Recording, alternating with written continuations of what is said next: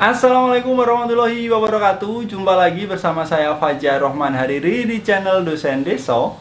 Dan pada video kali ini kita akan ngebahas mengenai sekolah kedinasan ya. Apa saja sih tahapan-tahapan dalam proses penerimaan atau pendaftaran di sekolah kedinasan.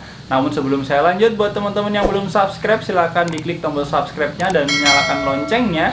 Jangan lupa untuk like, komen, dan juga share supaya teman-teman gak ketinggalan info menarik dan saya juga lebih semangat untuk bikin konten yang lebih baik lagi.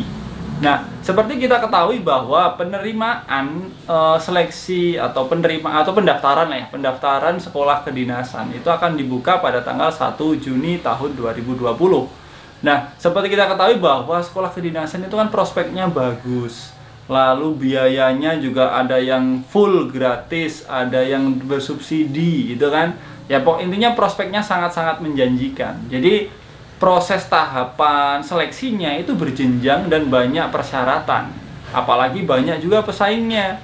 Nah, karena dari itu teman-teman harus mempersiapkan sejak dini ya untuk seleksinya, untuk penerimaannya atau tes-tesnya. Nah, apa saja tesnya? Yang pertama ada TPA, tes potensi akademik atau tes kemampuan akademik, digunakan untuk mengukur pengetahuan dan apa ya istilahnya ya?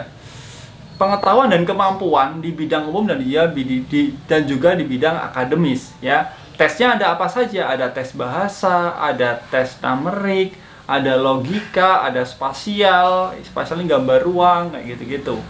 Nah, berikutnya ada TKD atau SKD. Nah, tes kompetensi dasar. Tes kompetensi dasar ini mirip dengan tes CPNS. Karena memang ada yang bilang sekolah kedinasan itu auto PNS, kan memang dididik untuk menjadi aparatur sipil negara, itu kan? Karena memang ikatan dinas.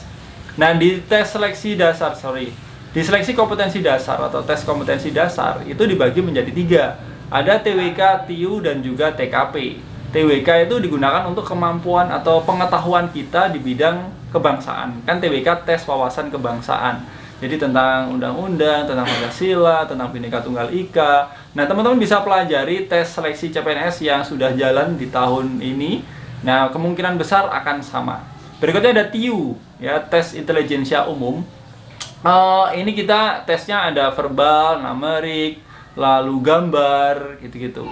Ya, berikutnya ada TKP, tes karakteristik pribadi. Ini digunakan untuk melihat kepribadian kita. Jadi tesnya itu biasanya berupa soalnya berupa studi kasus lalu sikap kita seperti apa.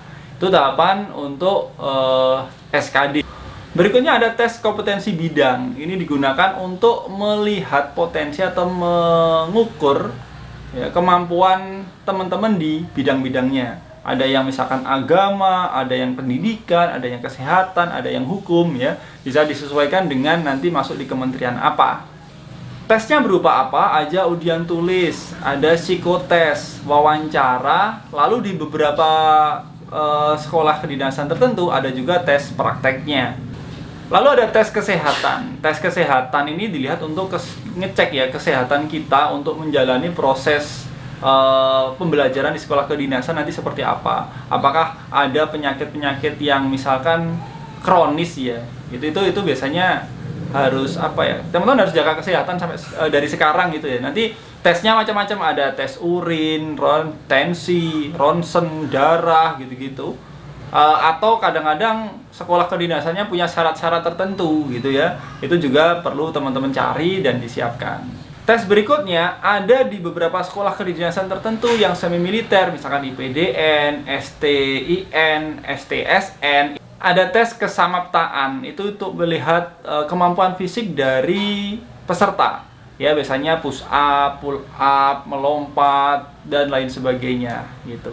Nah, mumpung sekarang masih ada waktu, teman-teman bisa menyiapkan entah itu dokumen, entah itu fisik ya, latihan push up, latihan lari, atau belajar tentang TPA, tentang SKD atau TKD gitu-gitu. Nah, mumpung masih ada waktu, teman-teman bisa menyiapkan dari sekarang, jadi supaya waktu sudah dibuka pendaftaran, teman-teman itu tidak kelabakan, tidak bingung. Jadi dokumen-dokumennya mulai disiapkan. Ya, latihan fisik mulai disiapkan untuk sekolah kedinasan tertentu yang ada tes kesamaptaannya dan perlu disiapkan. Nggak bisa 3 hari gitu kita latihan fisik, itu enggak. Itu harus prosesnya lama supaya fisiknya memang terbentuk gitu ya.